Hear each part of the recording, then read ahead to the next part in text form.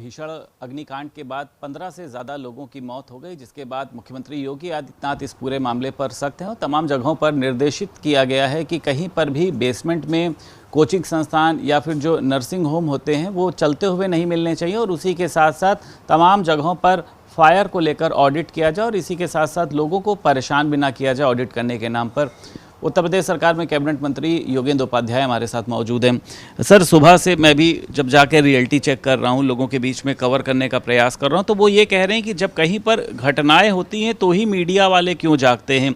यही सवाल सर सरकार से भी है कि जब इतनी बड़ा सर अग्निकांड हो गया उसके बाद सरकार जाग रही है, आपको लगता नहीं है कि सर इस पर पहले से ही काम होना चाहिए कि एलडीए क्यों इनको जो है वो प्रमाणित दे रहा है, फायर विभाग क्यों एनओसी दे रहा है, और अगर नहीं दे रहा है तो क्यों नहीं मतलब उनके ऊपर जांच हो रही है। सर ये सरकार तो हमेशा जागरूक रहती है, जैसे ही सरकार के संज्ञान में आता है तुरंत एक्शन होता है। होने के बाद में संज्ञान में आता है ना, 15 लोगों की सर मौत उससे पहले भी आ जाता है। योगी जी की सरकार में बुलडोजर, इसीलिए योगी जी की सरकार को बुलडोजर सरकार कहते हैं दुनिया में, क्योंकि जब घटना की जानकारी मिलती है तो वहाँ पर तुरंत एक्शन होता है, चाहे उनके अपने एजेंसी से मिले या कहीं अन्य एजेंसी से मिले।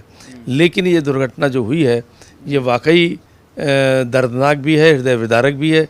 जिनके बच्चों के काल कवलित हुए हैं उनके प्रति संवेदनाएं भी हैं, सभी की है, सरकार की भी है, और आगे पुनरावृत्ति ना हो इसके लिए हमने तो अपने विभाग में एक निर्देश जारी कर दिया है, कल ही शासनादेश जारी कर दिया, जिसके अंतर्गत हमारे हर कमिश्नरी में एक आरएचई होता है, हर डिस्ट्रिक्ट में माध्यमिक शिक्षा का डीआईओएस होता है, जिलाधिकारी हर डिस्ट्रिक्ट में होते हैं। इन सब से कोई निर्देश जारी हुआ है कि आप तीनों मिलकर अब ये हर जगह जांच करें कि कैसे कहाँ पर कोचिंग चल रहे हैं जो मानक के अनुरूप नहीं है।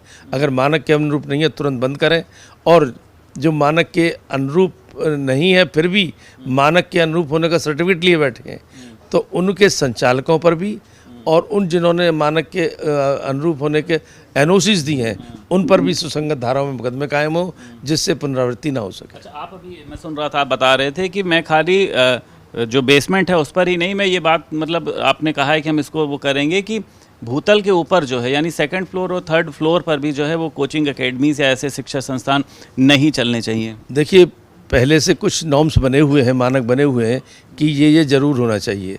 जैसे कम से कम 2 दरवाजे हों, ऐसे ही बेसमेंट में अब हमने जो नए मानक में संशोधन करने की सोच रहे हैं कि जैसे माननीय मुख्यमंत्री जी का आदेश भी हो गया कि बेसमेंट में नहीं चलने चाहिए, तो इस पर भी विचार चल रहा है हम लोगों का कि भूतल और प्रथम तल के अलावा जहाँ भी कहीं ऐसी गैदरिंग बच्चों की हो वहाँ नहीं होनी चाहिए। लेकिन सर अभी मैंने सुबह लखनऊ में देखा तमाम सर संस्थाएं, बड़ी बड़ी जो संस्थाएं अपने आप को बताती हैं वो सब सर ऐसे ही अभी भी धड़ल्ले से चल रहे हैं। सिंगल डोर है उनके यहाँ सर, फायर के लिए उन्होंने जो है वो नॉर्मल छोटे छोटे सिलेंडर लगा रखे हैं। बड़ा हादसा सर फिर से हो सकता है। आप लोग कुछ अभियान चलाएंगे चेकिंग? इसका अभियान वही मैंने कहा ना, अभी हमने 3 एजेंसी को मिलाकर एक शुरुआत कर दी है।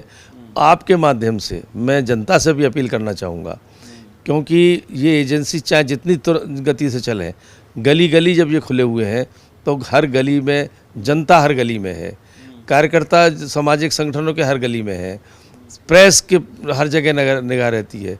तो आपके माध्यम से सबसे अनुरोध कर रहा हूँ मैं कि जहाँ भी कहीं ऐसी विसंगति देखें तुरंत यथास्थान पर। यादव ने सर इस पर बहुत सारे सवाल खड़े किए हैं। अखिलेश यादव ने ये कहा है कि ये सरकार लोगों की जान की परवाह नहीं करती है, सिर्फ अपनी ब्रांडिंग में लगी रहती है। अखिलेश यादव अपनी गिरेबान में झांक के देखें, जो माफियाओं को संरक्षण देते थे, जो माफिया हजारों लोगों को, निर्दोष लोगों का निर्ममता से मर्डर करते थे, जो आतंकवादी पकड़े जाते थे उनको छुड़ाने के लिए अपील करते थे या छोड़ देते थे अपनी सरकार में, वो कम से कम मानवता की बात ना करें, यही ज़्यादा बेहतर होगा। अच्छा, ये सर एक बात और बताइए, आप लोगों ने राम मंदिर का श्रेय बहुत लिया, अब ये जो राम मंदिर के दान में लूट हो रही है, विपक्ष ये बात कह रहा है इसकी छूट किसने दे दी है कि मतलब राम मंदिर के चढ़ावे में सर हजारों करोड़ों रुपए की लूट हो गई है।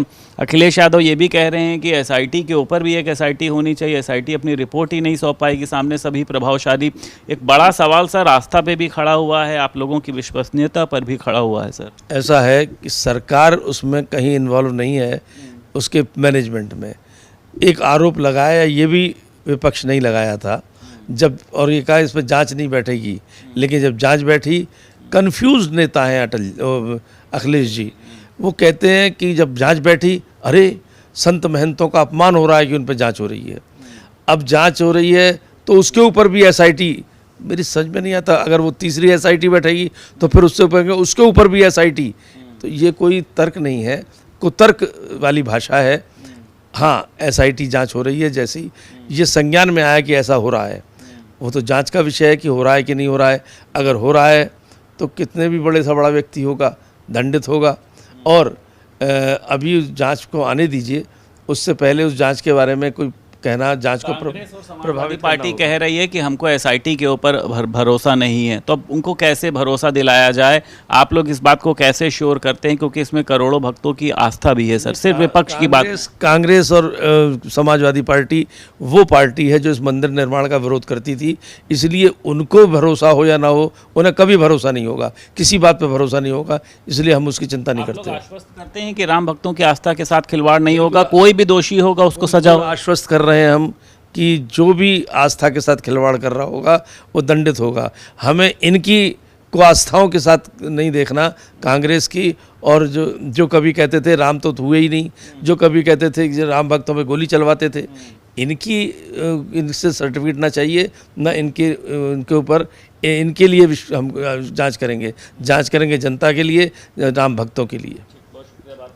उत्तर प्रदेश सरकार में कैबिनेट मंत्री योगेंद्र उपाध्याय हमारे साथ मौजूद थे। लखनऊ से वीडियो जर्नलिस्ट पंकज निगम के साथ संदीप खेर, भारत समाचार।